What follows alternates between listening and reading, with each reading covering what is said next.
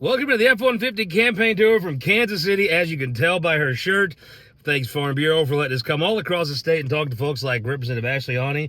You have multiple hats to wear this fall, right? I do. You yeah. have state rep duties that you have, member of the caucus.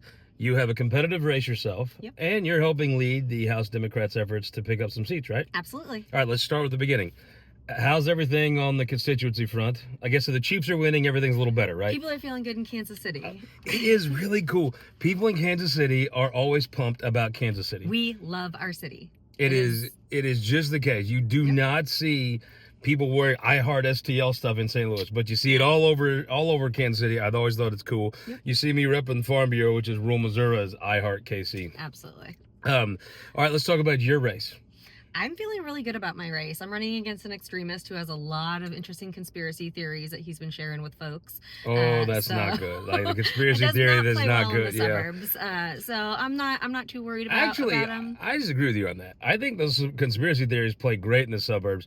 You go to Butler County, you're gonna get your ass whipped with some of that. So you go to St. Charles County, they'll make you the mayor of something. That's fair. Let me rephrase. Does not play well in Platte County. Platte County, okay. Old Todd Graves country. I might buy that. All right, so I guess you're just doing doors?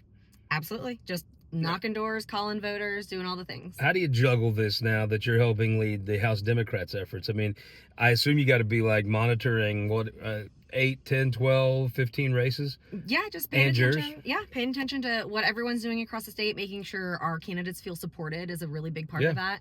And also motivated, right? I mean, it's got to be, if I was running for office and I would obviously know who you are, I would have a relationship with you, I would respect you. If you called me and give me a pep talk, I think that'd be a big deal to me.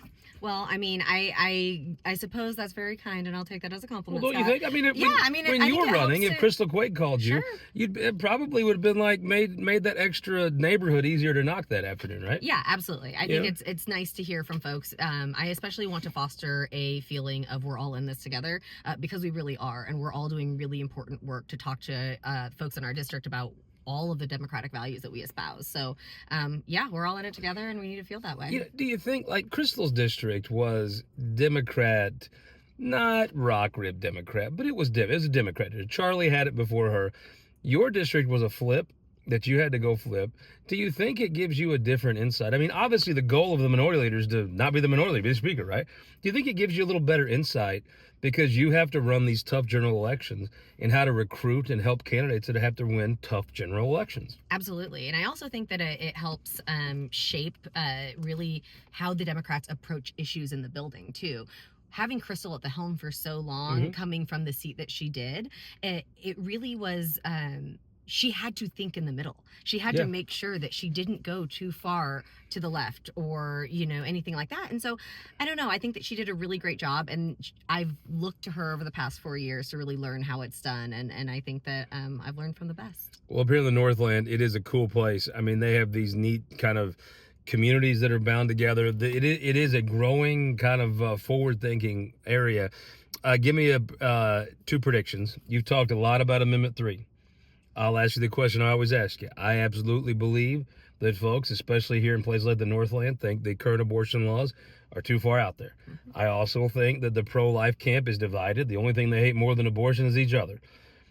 But do you worry that the Amendment 3 that's on the ballot now, are the folks here in the middle, and currently the Republicans are over here, do you worry that you're going right past the folks and over to the extreme other side?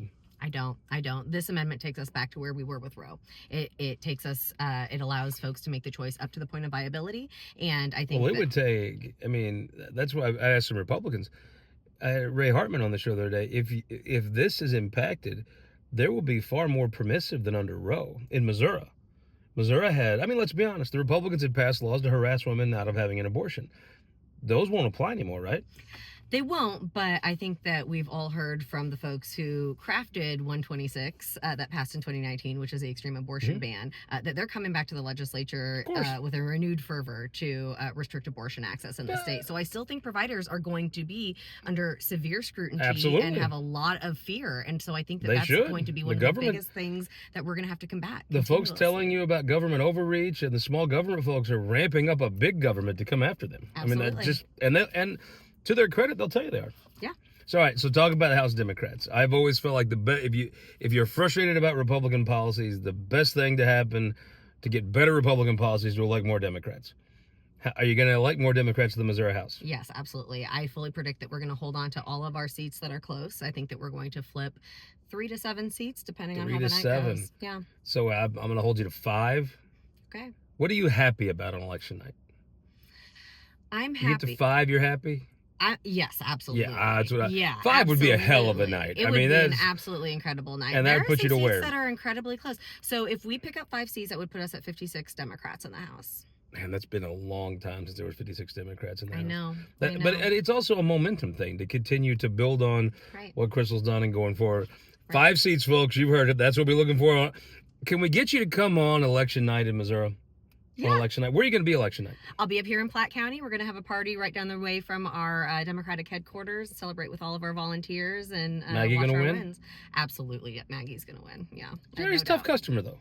He is, but she's got this. She's got this? She was born for this. Robbie going to win? Yes. Had Robbie in that seat earlier today. He lost 20 pounds. He's been doing his door that He absolutely has. Victor Callahan taught me. You can tell. You can always tell.